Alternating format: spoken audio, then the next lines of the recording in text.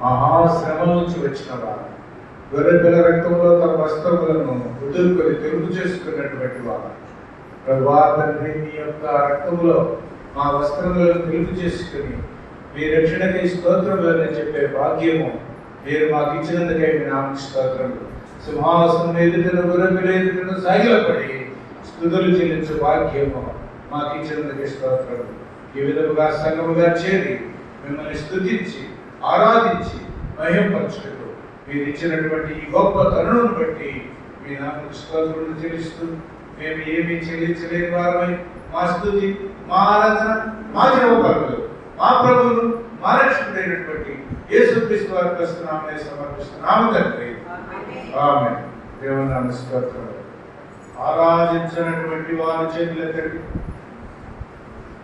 ఆరాధించినటువంటి వారు 1 2 ఇంకా ఎవరు ఆరాధించినటువంటి వారు? ఆరాధించినటువంటి వారు ఎందుకు ఆరాధించలేదు? ఎందుకు ఆరాధించలేదు? ఆరాధించకపోవడానికి కారణం ఏంటి? ఆరాధించకపోవడం, దేవుని ఆరాధనకు వచ్చి ఆరాధించకపోవడం, సమయం ఎంత ఇచ్చినప్పుడు కూడా దేవుని మందిరంలో ఆరాధించకపోతే వారు ఏమన్నారు? మా రక్షణకై స్తోత్రములు అన్నారు. గొర్రెపిల్ల రక్తంలో మా పాపములను కడిగి శుద్ధీకరించుకొని వస్త్రములను తెలుగు చేసుకొని మా రక్షణకై స్తోత్రములు. మరి నువ్వు రక్షణకై స్తోత్రములు చెప్పకపోతే, సింహాసనం ఎదుట, గొర్రెపిల్ల ఎదుట, దేవుని సన్నిధిలో నీవు చెప్పకపోతే ఆ రక్షణ భాగ్యం తృణీకరిస్తావా? ప్రభుని ఆరాధించేటటువంటి ముక్కులో ఉండాలని దేవుడు ఆరాధించుకోవాలి, స్తుతించుకోవాలి, కనపరచుకోవాలి. దేవుని బిడ్డలుగా ఎలా మనం క్లెయిమ్ చేసుకున్నాం? మన పెదవులతోటి, మన యొక్క అంతరంగంతోటి మన ప్రభుని స్తుతించే వారిగా ఉండాలని దేవుడు వాక్యంలో కదా. ఈరోజు చదువుకున్నటువంటి వాక్య భాగం ఆన్లైన్లో 2వ పేతురు రాసినటువంటి గ్రంథము 2వ పేతురు 1వ అధ్యాయం 5వ వచనం నుంచి కొన్ని మాటలు చదువుతాం. ఆ హేతువు చేతనే మీ మట్టుకు మీరు పూర్ణ జాగ్రత్త కలిగిన వారే. ఎలా ఉండాలంటే మనం పూర్ణ జాగ్రత్త ఉండాలి. దేవుని సన్నిధిలో పూర్ణ జాగ్రత్త. మన జీవితంలో పూర్ణ జాగ్రత్త. పూర్ణ జాగ్రత్త ఉన్నదా? ఈ జీవితంలో పూర్ణ జాగ్రత్త ఉందా? పూర్ణ జాగ్రత్త కలిగిన వారమై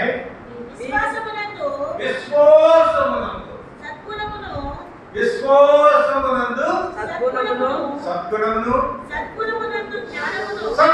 యందు జ్ఞానమును ఆశా నిగ్రహమును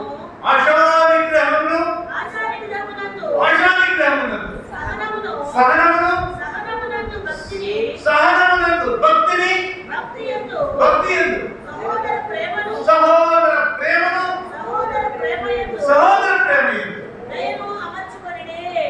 ఏం కలిగి ఉండాలి? సహోదర ప్రేమ యందు దయను అమర్చుకొనుడి. క్రైస్తవుడికి దేవుడిచ్చినటువంటి ఈ ఆజ్ఞ ఏమిటంటే అమర్చుకొనుట. ఏమర్చుకోవాలి? ఏమని అమర్చుకోవాలంట? విశ్వాసమును అమర్చుకోవాలి. విశ్వాసము. క్రైస్తవ జీవితంలో, నీ జీవితంలో నీకు విశ్వాసం లేకపోతే నీవు క్రైస్తవుడిగా మనుగడ సాగించలేవు. విశ్వాసం అన్నది అది చాలా గొప్ప విషయం. ఏమిటంట విశ్వాసం ఉన్నది? విశ్వాసం ఉన్నది ఏమిటంట?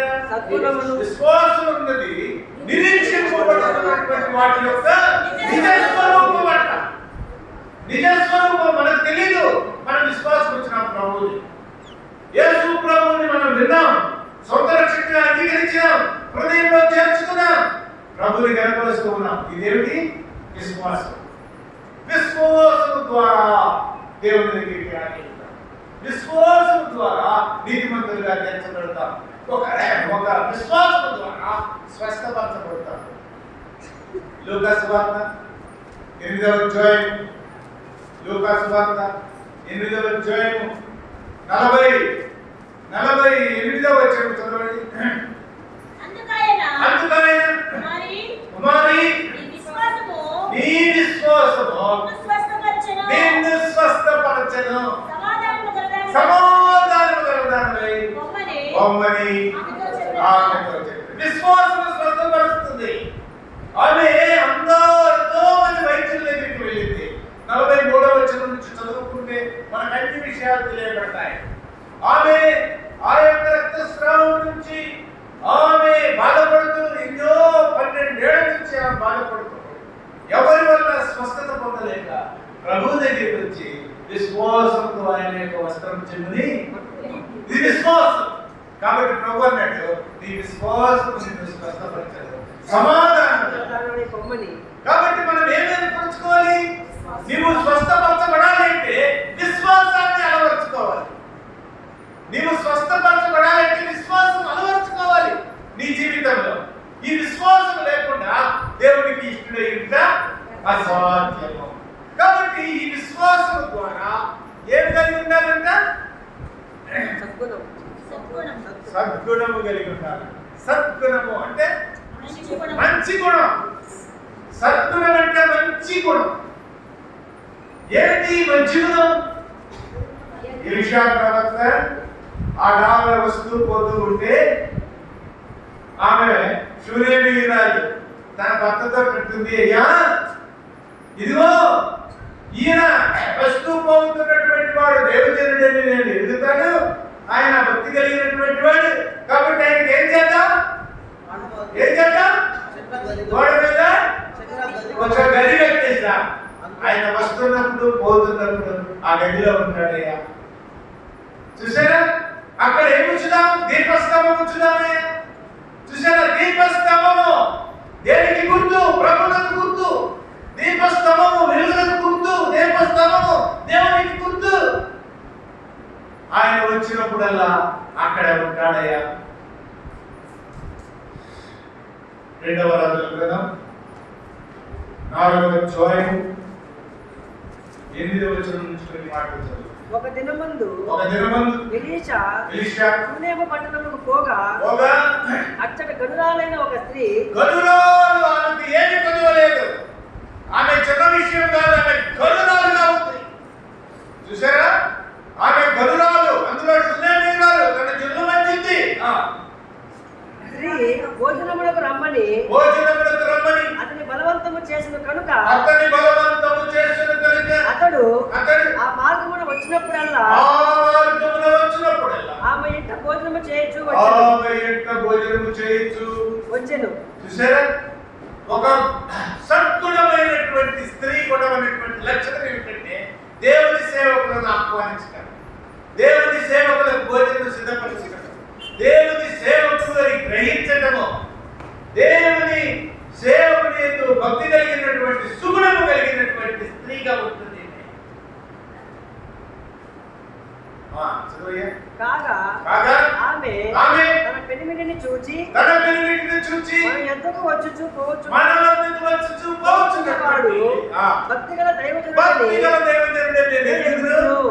కావున మనము అతనికి గోడ మీద ఒక చిన్న గది కట్టించి అందులో అతని కొరకు మంచము బల్ల పీఠ దీపము దీపస్తంభము ఉంచుదము. అతడు మన ఎందుకు వచ్చినప్పుడల్లా అందులో మత చేయొచ్చు వచ్చాక చెప్పాను. ఆ తరువాత అతడు అక్కడికి ఒకనొక దినమున వచ్చి ఆ గదిలో చొచ్చి అక్కడ పరుండెను. పిమ్మట అతడు తన దాసుడైన గెహాజీని పిలిచి షూనేమీరాలిని పిలువమనగా వాడు ఆమెను పిలిచెను. ఆమె వచ్చి ఆయన ముందర నిలబడినప్పుడు అతడు నీవు ఇంత శ్రద్ధాభక్తులు ఆయన కనపరిచి నేనేమి ఏమి చేయవలని కోరుచున్నాయమ్మా. మా యందు ఇంత శ్రద్ధ భక్తులు. ఒక మేడ గది కట్టించావు, ఒక గడి కట్టించావు, గదిలో దేవస్థానం ఉంచావు, ఒక మంచం ఉంచావు. మాకు రెస్ట్ తీసుకోవడానికి మాకు వచ్చినప్పుడల్లా ఈ దావన వచ్చేటప్పుడు పోయేటప్పుడు మాకు భోజనం పెడుతున్నావు. ఇంత శ్రద్ధ భక్తులు మా ఎడల కనపరుస్తున్నావు. మేము నీకు ఏమి చేయాలి అని నేను అన్నప్పుడు ఆమె ఏమంటుంది తెలుసా?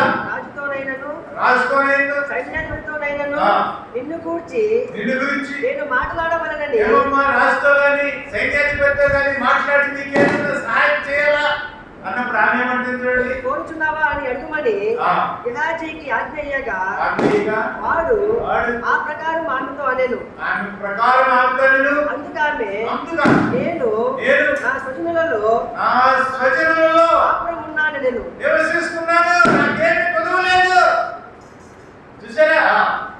ఎలీషా ఆమె నేనేమి చేయకోరుచున్నావని అడగగా గెహాజీ ఆమెకు కుమారుడు లేడు. చూసారా? సంతానం లేకుండా ఉన్నది. ఆమెలో కొదువ ఏమన్నా తెలిసిన? ఆమె గొడ్రాలు ఉన్నది. ఆమెలో కొదువ ఏమైనది? సత్తు లేకుండా ఉన్నది. ఎంత దుఃఖం ఆమె హృదయంలో ఉన్నా కూడా ఆమె దేవుని యందు భయభక్తులు కలిగి, దేవుని యందు శ్రద్ధ కలిగి, దేవుని యందు సద్గుణము కలిగి ఉన్నది ఈ స్త్రీ. కాబట్టి ఎలీషా అన్నాడు, వచ్చే సంవత్సరములకు ఈ సమయములకు నీ కౌగిట కుమారుడును అని. చూసారా? ఆమె సద్గుణములకు, ఆమె యొక్క సేవకు, ఆమె యొక్క పరిచర్యకు దేవుడు ఎటువంటి గొప్ప కార్యము ఆమె హృదయంలో చేసినట్టు. చూసారండి? దేవుడు సద్గుణము గాని కలిగి ఉంటే నీ కొరతను దేవుడు తీరుస్తాడు. ఆమె కొన్నటువంటి కొరతను దేవుడు తీర్చగలిగినాడు. ఒకటి విశ్వాసం ద్వారా ఆ యొక్క స్త్రీ తన యొక్క వ్యాధిని పోగొట్టుకుంది. సద్గుణము ద్వారా ఈ యొక్క స్త్రీ తనకున్నటువంటి ఆ యొక్క లేమిని ఏం పోగొట్టుకుంది. కాబట్టి ప్రియ, మనం విశ్వాసం కలిగి ఉండాలి, రెండు సద్గుణము కలిగి ఉండాలి. మూడేమంటున్నాడు? సద్గుణము నుండి జ్ఞానము కలిగినటువంటి స్త్రీ ఏం చేస్తుంట?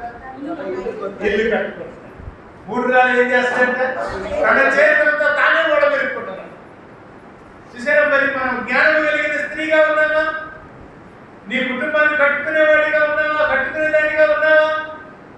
లేకపోతే నీ గృహాన్ని నీ చేతులతో ఓడబెరికేటట్టున్నావా? దీనికి ఏమి కావాలి? జ్ఞానం కావాలి. ఈ కుటుంబాన్ని కట్టుకోవడానికి ఏమి కావాలి? జ్ఞానం కావాలి. ఏమైపోయింది? గొర్రెబొచ్చు కత్తిరించడానికి వెళ్ళిపోయాడు నాబాలు. గొర్రెబొచ్చు కత్తిరించడానికి నాబాలు వెళ్ళిపోతే అప్పుడు దావీదు ఏం చేశాడు? అరణ్యంలో ఉన్నాడు. ఆయన యొక్క గొర్రెల మందల్ని కూడా ఏ అపాయం లేకుండా కాస్తూ ఉన్నాడు. అటువంటి పరిస్థితుల్లో గొర్రెబొచ్చు కత్తిరించడానికి నాబాలు వెళ్తున్నాడని చెప్పి నాబాలు దగ్గరికి తన యొక్క సేవకులు పంపించినాడు. ఏమైనా పంపించినాడు? ఇదిగో శుభదినం కదా, గొర్రెబొచ్చు సమయం అంటే గొర్రెలకి బాగా బొచ్చు వచ్చేస్తుంది. బొచ్చు వేసినప్పుడు ఏం చేస్తారంటే వాటిని కత్తిరిస్తారు. కత్తిరించి ఆ బొచ్చంతా తీసుకొని దానిని అమ్మేసి డబ్బులు సంపాదించుకుంటారు. మనకు కూడా పంట వచ్చినప్పుడు కళ్ళంలో మనకు ధాన్యం వస్తుంది. కాబట్టి ధాన్యం గురించి సంతోషిస్తారు. కాబట్టి శుభదినం కళ్ళం చేసేటప్పుడు ఆ యొక్క కళ్ళం ధాన్యం ఇంటికి వస్తుంది కాబట్టి రైతు సంతోషిస్తాడు. అలాగే ఈ యొక్క నాబాలు తన యొక్క గొర్రెల బొచ్చు కత్తిరించడానికి అక్కడ సిద్ధం చేసుకున్నప్పుడు ఆయనకు ఆ గొర్రెల బొచ్చు ద్వారా ఎంతో ఆదాయం వస్తుంది. కాబట్టి శుభదినం కాబట్టి అప్పుడు ఏదైనా శుభకార్యం ఎవరైనా వచ్చినప్పుడు వారికి దానంగా పంపిస్తారు. మనం అంతకుముందు కూడా మీరు ఇప్పుడైతే ఆ రోజులు లేవులేండి. ఒకప్పుడు ఆ కళ్ళం చేసేవాడు. కళ్ళం చేసేటప్పుడు ఆ చుట్టూరు కళ్ళము ఎక్కడైతే కళ్ళం చేస్తారో అక్కడ కొట్టినప్పుడు ఆ ధాన్యం అంతా పోసినప్పుడు వేదాపికి కొంతమంది అక్కడికి వెళ్తారు. వెళ్ళినప్పుడు వాళ్ళందరికీ దోషుడితోటి ఎంతో కొంత వేదాపికి ఇచ్చేటటువంటి వాడు. చూసారా? లేకపోతే ఒక మానికి ఇచ్చేటటువంటి వాడు, ఔదార్యంగా ఇచ్చేటటువంటి వాడు. ఎందుకంటే శుభదినము కాబట్టి ఒక శుభదినము జరుగుతుంది కాబట్టి ఆ శుభదినము ఆ రోజు పనిచేసినటువంటి వారికి అక్కడ ఉన్నటువంటి వారికి కూడా ఆ కూలిగా ఎక్కువగా ధాన్యము ఆ రోజు ఒకవేళ 2 మానికల కూలి ఇవ్వాల్సి ఉంటే ఆ రోజు 3 మానికల కూలి ఇచ్చేవాళ్ళు. చూసారా, అటువంటి సంతోషమైనటువంటి దినంలో మేము వచ్చాము కాబట్టి మాకు ఆహారం ఏదైనా ఇవ్వమని సేవకుల దగ్గరికి పంపించాడు. దావి పంపిస్తే ఏమంటున్నాడు చూడండి, 10వ వచనం చదవండి. 25వ అధ్యాయము మొదటి సమూయేలు గ్రంథం 25వ అధ్యాయము 10వ వచనం. మొదటి సమూయేలు గ్రంథం 25వ అధ్యాయం 10వ వచనం. నాబాలు దావీదు ఎవడు? యెష్షయి కుమారుడు ఎవడు? తమ యజమానులను విడిచి పారిపోయిన దాసులు ఇప్పుడు అనేకులున్నారు. ఎనిమిదవ వచనం చదవయ్యా. దావీదు ఏమని పంపించాడు? నీ పనివారిని నీవు అడిగిన ఎడల వారు అలాగూ చెప్పుదురు. ఇంకొంచెం 7వ వచనం 6వ వచనం చదువు. ఆ భాగ్యవంతునితో నీకును, ఆ భాగ్యవంతునితో దావీదు సేవకుడు చెప్పి పంపించాడు. ఆ భాగ్యవంతునితో నీకును నీ ఇంటికి నీకు కలిగిన అంతటికి క్షేమం కలుగునుగాక. దావీదు సేవకులు ఏమంటున్నారు తెలుసా? అయ్యా, నీకును నీ ఇంటికి క్షేమం కలుగునుగాక అని పలికి ఈ వర్తమానము తెలియజెప్పగలడు. నీ యొద్ద గొర్రెల బొచ్చు కత్తిరించువారు ఉన్నారని సంగతి నాకు వినబడెను. అంటే దావీదుకు వినబడింది. నీ గొర్రెల కాపరులను మా దగ్గర ఉండగా మేము వారికి ఏ కీడు చేసి ఉండలేదు. నీ గొర్రెలు వచ్చినాయి, ఆ గొర్రెలు నాకు నేను తీసుకోవచ్చు, నన్ను ఎవరు ఏం చేయలేదు. నా దగ్గర సేవకులు ఉన్నారు, నేను వాటిని దొంగిలించవచ్చు, అయితే వాటిని నేను కాయచ్చు ఉన్నాను. వారు కర్మేలులో ఉన్నంత కాలము వారేమీ పోగొట్టుకోలేదు. నీ పరివారిని నీవు అడిగిన ఎడల వారు అలాగూ చెప్పుదురు. కాబట్టి నా పరివారికి దయ చూపుము. చూసారా, నా పరివారి మీద దయ చూపుము. శుభదినమున మేము వచ్చింది కదా, శుభదినమున మేము వచ్చాము కదా, నీకు ఇష్టం వచ్చినట్టు నీ దాసులకు నీ కుమారుడైన దావీదునకిమ్ము. చూసారా, ఎంత వినయంగా మాట్లాడుతూ ఉన్నారు, ఎంత వినయంగా చెప్తున్నారు. నీ కుమారుడైనటువంటి దావీదును ఈ శుభదినం మేము వచ్చాము కదా, ఈ శుభదినం మేము ఇంటికి వచ్చాము కదా, దయచేసి మాకు కొంత నీ యొక్క గొర్రెలన్నింటినీ మేము కాశాము, ఏది పోగొట్టుకోలేదు. కర్మెల్లో ఉన్నంతకాలం నీ యొక్క గొర్రెల మందలన్నింటినీ మేము కాశాము, మేము క్షేమదినమున వచ్చాము కాబట్టి మీరు జ్ఞాపకం చేసుకొని దయతో మాకు సహాయం చేయండి అని చెప్పేసి అడిగితే 10వ వచనం ఏమంటున్నాడు?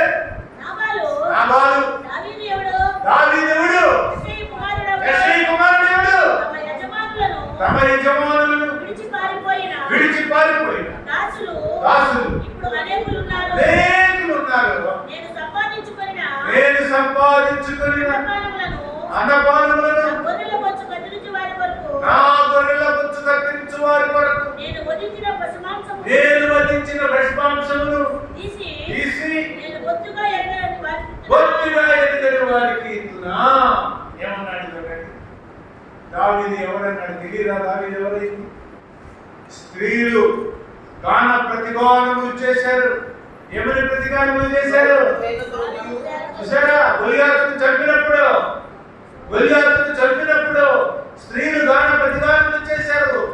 దావీదు సౌలు వేలకు మంది, సౌలు అయితే 10,000 మంది దావీదు హతమార్చినాడని గాన ప్రతిగానములు చేశారు. ప్రతి ఒక్క స్త్రీ నుండి ప్రతి ఒక్క గ్రామం నుండి, ప్రతి ఒక్క ఇంటి నుండి స్త్రీ వచ్చి గాన ప్రతిగానములు చేసినారు. ఆ రోజు తెలీదా? ఆ రోజు నీకు నాబాలు తెలీదా? దావీదు ఎవరైంది? ఇశ్రాయేలీయులను ఆ యొక్క ఫిలిష్తీయుల చేతిలో నుండి రక్షించడానికి కారణమైనటువంటి దావీదు తెలీదా? ఎంత సులభంగా అంటున్నాడు. దావీదు ఎవడు? యెష్షయి కుమారుడు ఎవడు? ఎంత భయంకరమైనటువంటి గుణం. దావీదు శబ్దం పురాడు. 21వ వచనం. అంతకు మునుపు దావీదు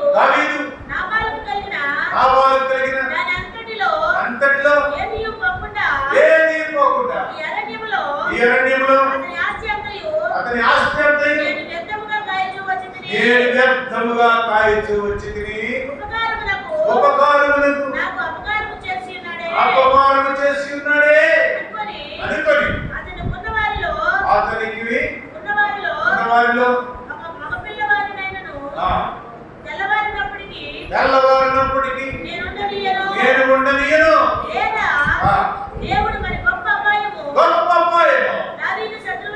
దావీదు శత్రువులకు కలుగు చేయనుగాకని ప్రమాణం చేశాడు. చూసారా ఎటువంటి పరిస్థితి తెచ్చుకున్నాడు నామాలు? రేపు ఉదయం లోపల ఒక మగ పిల్లవాడు కూడా అక్కడ ఉండడానికి లేదు, ఇక ఎవరు బ్రతకడానికి వీల్లేదు, నాశనం చేస్తానని బయలుదేరితే 25వ వచనం చదవండి. అబీగయీలు దావీదును కనుగొని గార్దము మీద నుండి త్వరగా దిగి దావీదునకు సాష్టాంగ నమస్కారం చేసి అతని పాదములు పట్టుకొని ఇట్లనెను, నా ఏలినవాడా. చూసారా నామాలు భార్య వచ్చింది, ఎన్నో కానుకలు తీసుకొని వచ్చింది, అన్నింటినీ గాడిల మీద తీసుకొని వచ్చింది, వచ్చేసి సాష్టాంగపడి కాళ్ళు పట్టుకొని ఏమంటుంది చూడండి, నా ఏలినవాడా ఈ దోషము నా మీదికి రానివ్వు, నీ దాసురాలైన నన్ను మాట్లాడనివ్వు, నీ దాసురాలైన నేను చెప్పు మాటలు ఆలకించుము.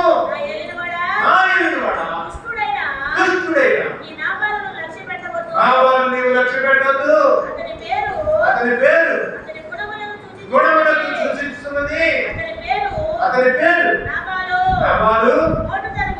మోటుతనము, అతని గుణము ఆ ఏలిన వారు పంపించినటువంటి పనివారు నాకు కనపడలేదు. యెహోవా జీవముతోడు నీ జీవముతోడు ప్రాణహాని చేయకుండా యెహోవా నిన్ను ఆపి ఉన్నాడు. చూసారా నీ చేయి నిన్ను సంరక్షించిన మాట నిజమని యెహోవా జీవముతోడు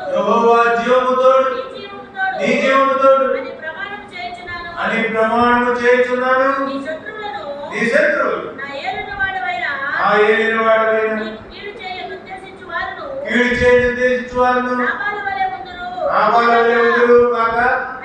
అయితే నేను నా ఏలినవాడకు నీ యొద్దకు తెచ్చిన ఈ కానుకను నా ఏలినవాడవకు నిన్ను వెంబడించు పరివారికి ఇప్పించి నీ దాసురాలైన నా తప్పు క్షమించుము. చూసారండి ఎంత జ్ఞానంగా ప్రవర్తిస్తుందో, ఎంత తెలివిగా ప్రవర్తిస్తుందో. వచ్చినటువంటి అపాయాన్ని తప్పించుకోవడానికి ఈ యొక్క అబీగయీలు ఏం చేసిందండి? జ్ఞానము చొప్పున తన యొక్క జీవితాన్ని కాపాడు.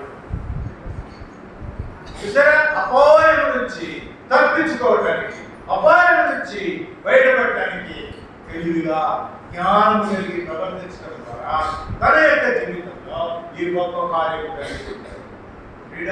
మనం కూడా జ్ఞానం కలిగి ఉంటే అపాయాన్ని నుంచి మనం తప్పించుకుంటాం. మొదటిగా విశ్వాసము, రెండవదిగా సద్గుణము, మూడవదిగా జ్ఞానము, నాలుగవది ఏమంటున్నాడు? జ్ఞానమునందు ఆశా నిగ్రహం మనిషికి కానీ లేకపోతే మనిషి ఏదైనా పొరపాటు చేస్తాడు. ఉన్నదాంతో తృప్తి పడాలి. ఆశా నిగ్రహము, మనకున్నటువంటి ఆశను నిగ్రహించుకోవాలి. మనకు వచ్చినటువంటి కోరికలు మనం ఏం చేయాలి? వాటిని నిగ్రహించుకోవాలి. ఆ కోరికలను మనము అణుచుకోవాలి. దానికి కారణము ప్రభువు యందు. దేని యందు? నీకు విశ్వాసం ఉంటే, సద్గుణం ఉంటే, సద్గుణం నుంచి జ్ఞానం ఉంటే, జ్ఞానం నుంచి నీకు ఆశా నిగ్రహాన్ని అపోస్తులుడైనటువంటి పౌలు తన జీవితంలో ఆశా నిగ్రహమును కలిగి ఉండటం ద్వారా తీతుకు రాసినటువంటి పత్రిక 1వ అధ్యాయం 8వ వచనం. తీతుకు రాసిన పత్రిక 1వ అధ్యాయం 8వ వచనం. అతిథి ప్రియుడును సజ్జన ప్రియుడును స్వస్థ బుద్ధి గలవాడును నీతిమంతుడును పవిత్రుడును పవిత్రుడును ఆశా విగ్రహము గలవాడునై ఉంది. ఆశా విగ్రహము గలవాడునై ఉండి తాను యుద్ధపోద విషయమై చూసారా, ఇవన్నీ క్వాలిటీస్ కలిగినటువంటి వాడే దేవుని సేవకుడిగా, దేవుని బిడ్డగా, విశ్వాసిగా జీవిస్తాడు. నీ జీవితంలో ఆశా విగ్రహం ఉండాలి. అలా కాకుండా ఈ రోజు స్పోర్ట్ వచ్చింది, రేపు కారు కావాలి, రేపు మంచి ఇంకా మంచి కారు కావాలి, తర్వాత ఇంకా మంచి కారు కావాలి, తర్వాత హెలికాప్టర్ కావాలి, తర్వాత విమానం కావాలి. చూసారా, కోరికలు ఆశా నిగ్రహం మన జీవితంలో కలిగి ఉండాలని దేవుడు కోరుతున్నాడు. క్రైస్తవుడైన నీవు అన్న వస్త్రములు గలవాడవై తృప్తి కలిగి ఉండాలని దేవుడు. అపోస్తలుడైన పౌలు తన యొక్క సేవ జరిగిస్తూ తన యొక్క సంపాదన కోసము గుడాలను తన యొక్క ఆ యొక్క డేరాలు చుట్టుకుంటూ బ్రతికినాడు. ఎవరి మీద భారం లేకుండా. ఆయన అంటాడు, మందను కాచి మందపాలు తాకుండా ఉంటారా ఎవరైనా? ఏమండి, మందను కాచేవారు మందపాలు తాకుండా ఉంటారా? చూసారా, కాబట్టి సంఘమును కాచినటువంటి వారు ఫలమును అనుభవించకుండా ఉంటారా? కానీ నేనైతే కష్టపడి పని చేసి ఎవరికి భారంగా ఉండకుండా, చూసారా, అటువంటి వాడిగా ఆశా నిగ్రహం కలిగినటువంటి వాడు జీవితంలో ప్రభు యొక్క కృపను పొందినటువంటి వాడిగా. ఆశా నిగ్రహం ఎందు సహనం, ఇది ముఖ్యమైనటువంటిది. సహనము లేకపోతే జీవితంలో ఏమీ లేదు. క్రైస్తవుడిగా నీవు రాణించలేవు. క్రైస్తవుడిగా నీవు బ్రతకాలంటే సహనం ఉండాలి. ఎవరైనా ఏదైనా అన్నా ఓర్చుకునేటట్టు ఉండాలి. అంతేకాదు, సౌలు తరమటానికి వచ్చాడు. మొదటి సమూయేలు గ్రంథం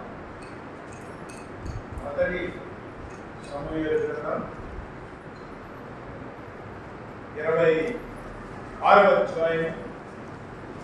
మొదటి సమూయేలు గ్రంథం 26వ అధ్యాయం 8వ వచనం చూడండి. అప్పుడు దేవుడు ఈ దినమున నీ శత్రువును నీకు అప్పగించెను.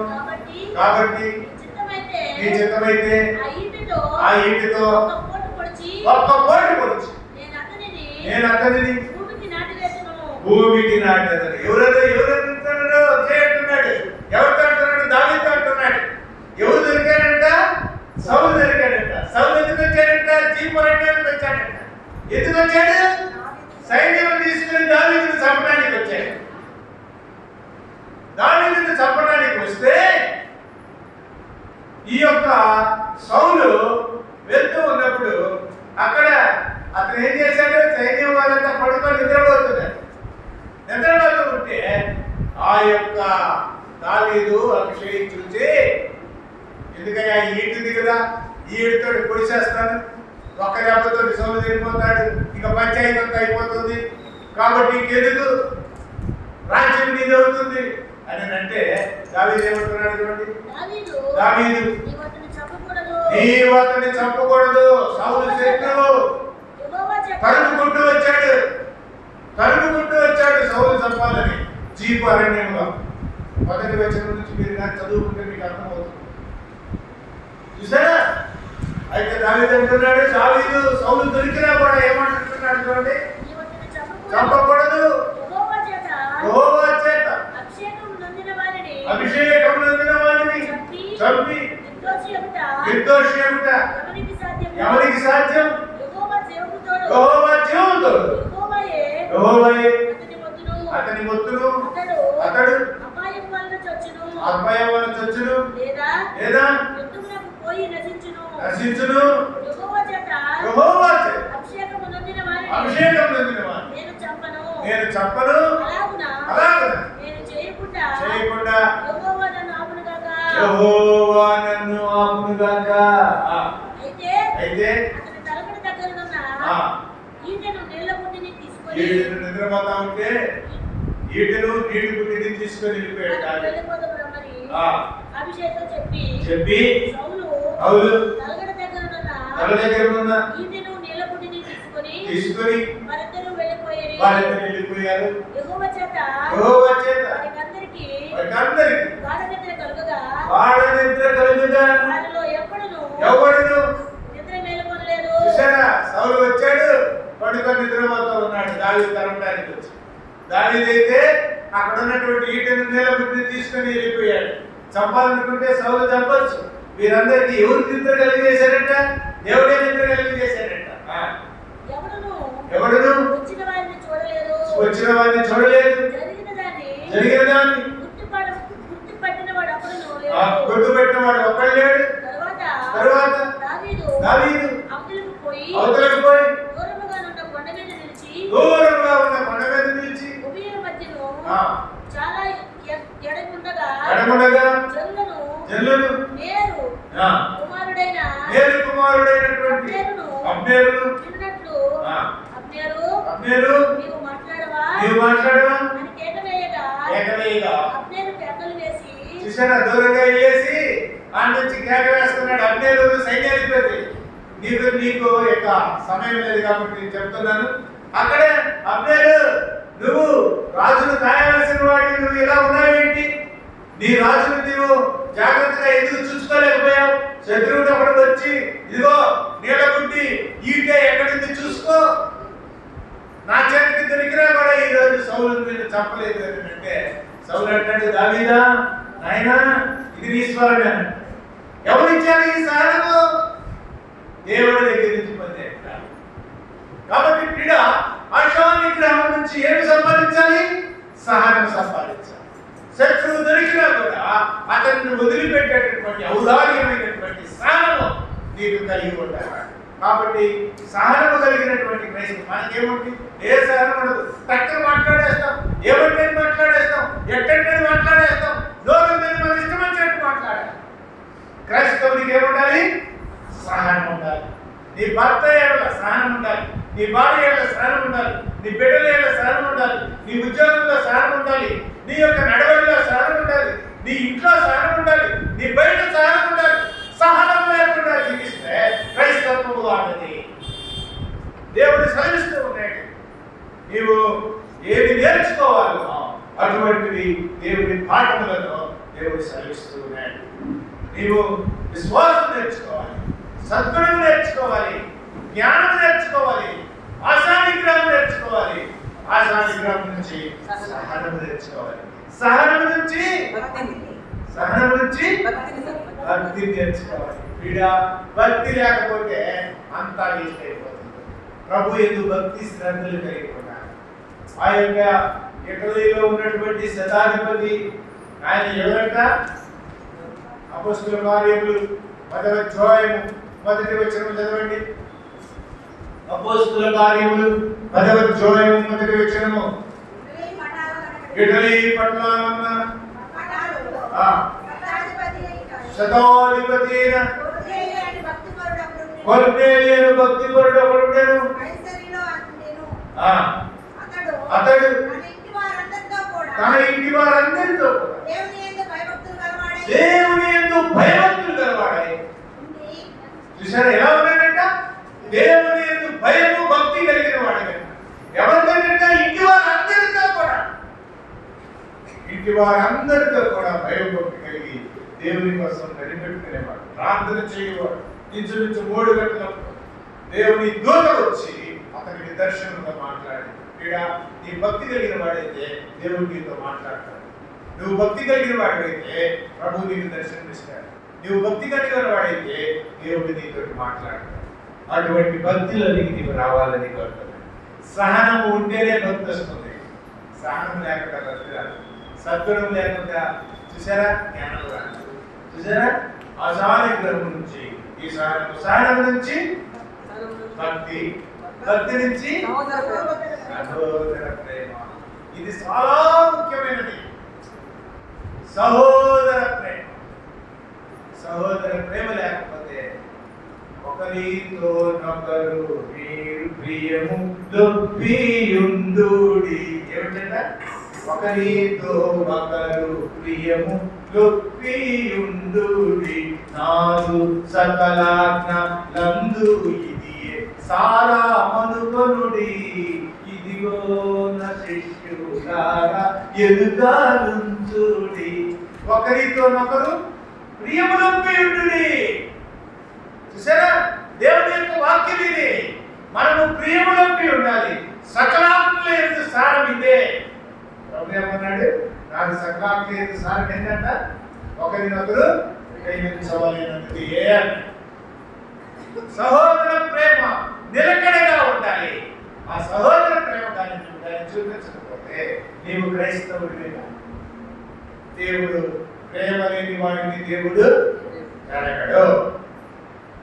చూసారా, సహోదర ప్రేమ కలిగి ఉండాలి, క్రీస్తుని కలిగి ఉండాలి. మనం ప్రతి ఒక్కరిని ద్వేషిస్తాం, మన సొంత వాళ్ళనే ద్వేషిస్తాం. ఈ మాట ఉన్నారండి, అధికారి ద్వేషిస్తాం. చూసారా, ద్వేషం అనేది క్రైస్తవుడికి కొనకూడదు. క్రైస్తవుని హృదయంలో ఎప్పుడు ప్రేమ ఉండాలి. అందుకని అన్నాడు, సహోదర ప్రేమ కలిగి ఉండాలి. ఆ సహోదర ప్రేమ కలిగి ఉన్నాడు కాబట్టి శాస్త్రి వచ్చాడు, దావన తొలగిపోయాడు. చూసారా, లేవీడు ఇచ్చాడు, దావన తొలగిపోయాడు. ఒక సుఖం ఇచ్చాడు, ఏం చేశాడు? అయ్యో పట్టబడినాడే, అయ్యో గాయపడినాడే, అయ్యో ఇతన్ని కొట్టి కొత్త ప్రాణంతో ఉన్నాడని ఏం చేశాడు? తన ద్రాక్షారసమును, తన యొక్క తైలమును అతనికి వేసి కడిగి అతనిని ఎత్తుకొని తన గాడిద మీద ఎక్కించుకొని తీసుకుని ఇదేమిటి? నాకెందుకులే అని నేను వెళ్ళలేదు. క్రీస్తు ప్రేమ నీవు కలిగి ఉండాలని దేవుడు కోరుతున్నాడు. అదే క్రీస్తు నీ మీద కానీ ప్రేమ కలిగి ఉండకపోతే నిన్ను ఎప్పుడైనా రక్షించేవాళ్ళ? నీవు ఈ రోజు పరలోక రాజ్యానికి వారసుకోవడానికి కారణం ఏమిటి? దేవుని యొక్క ప్రేమ. ఆ యొక్క ప్రేమ నీవు కలిగి ఉండకపోతే, ప్రభువు నీవు కలిగి ఉండకపోతే ఎటువంటి వాడిగా ఉంటావు. కాబట్టి క్రీడ ప్రభు ప్రేమను కలిగి ఉండాలి, సహోదర ప్రేమను కలిగి ఉండాలి. చివరిగా ఏమన్నాడు? సహోదర ప్రేమ యందు దయ ఉండాలి. దయగల వారిపై దయ చూపించును, కఠినుల ఎడల వికటము చూపునుగా, దుష్టుల యొక్క గర్వమున నచును, సర్వము నెరిగిన సర్వాధికారి. చూసారా, సర్వము నెరిగినటువంటి దేవుడు దయగల వారి యందు దయ చూపించాడు. నీకు కానీ దయగాని లేకపోతే, చూసారా, ప్రభు ఏమంటున్నాడు? క్షమించాడు. ఒక యజమానుడు ఉన్నాడు. యజమానుడి దగ్గరికి ఒకడప్పుడు వాడు వచ్చాడు. వాడు వచ్చి, అయ్యా నేను అప్పు కట్టలేనయ్యా, నా వల్ల కాదయ్యా అని చెప్పినప్పుడు వాడి అప్పులు అతను క్షమిస్తాడు. వాడు ఇంకొకడికి అప్పించు. వాడి దగ్గరికి వెళ్ళి, అయ్యా నువ్వు నాకు అప్పు కడతావా కట్టవా? వాడు అంటాడు, అయ్యా నేను కట్టలేను, కొన్ని రోజులు ఆగు, నిదానంగా నేను ఇస్తాను అని అంటే, నువ్వు ఇస్తావా లేదా న్యాయపతికి తీసుకొని పోయి జైలుకి పంపించడానికి సిద్ధపడతాడు. అప్పుడు వస్తాడు ఏమన్నాడు, నేను నీ యొక్క అపరాధములను, నీ యొక్క డబ్బులు నేను క్షమించాను కదా, నీ అప్పు నేను క్షమించాను కదా, నీవు వాడి అప్పు ఎందుకు క్షమించలేకపోయావు? అందుకనే మనం ప్రార్థన చేసినప్పుడు, పర్లోక ప్రార్థన చేసినప్పుడు, మా అపరాధములను క్షమించిన ప్రకారం మీరు మమ్మల్ని క్షమించు. కాబట్టి క్షమాగుణం, దయాగుణం క్రైస్తవుడు కలిగి ఉండాలని దేవుడు. దయగాని లేకపోతే నీవు క్రైస్తవుడివి కాదు. దయ కలిగినటువంటి మనసు లేకపోతే నీవు క్రీస్తుని అప్పటించబడి కాదు. కాబట్టి క్రీడ ఈ యొక్క క్వాలిటీస్ మనం కలిగి ఉండి మనము ప్రభువులో ఆశీర్వాదములో జీవించాలని దేవుడి కోరుతున్నాడు. విశ్వాసం మనం కలిగి ఉండాలి. విశ్వాసం ద్వారా సద్గుణము కలిగి ఉండాలి. సద్గుణము ద్వారా జ్ఞానం కలిగి ఉండాలి. జ్ఞానము ద్వారా ఆశానిగ్రహం కలిగి ఉండాలి. ఆశానిగ్రహం ద్వారా చూసారా ఏం కలిగి ఉండాలండి? సహనము ద్వారా భక్తిని కలిగి ఉండాలి. భక్తి ద్వారా సహోదర ప్రేమ కలిగి ఉండాలి. సహోదర ప్రేమ ద్వారా దయను అమర్చుకోవాలి. అలా మన జీవితంలో కట్టుకోవాలని అటువంటి క్రైస్తవ జీవితంలో మనం కలిగి ఉండి ఒకరి ఏడల ఒకరు సహోదర ప్రేమ కలిగి ఉండాలి. ప్రార్థన చేస్తున్నా ఎవరైనా ప్రేరేపించబడిన వారు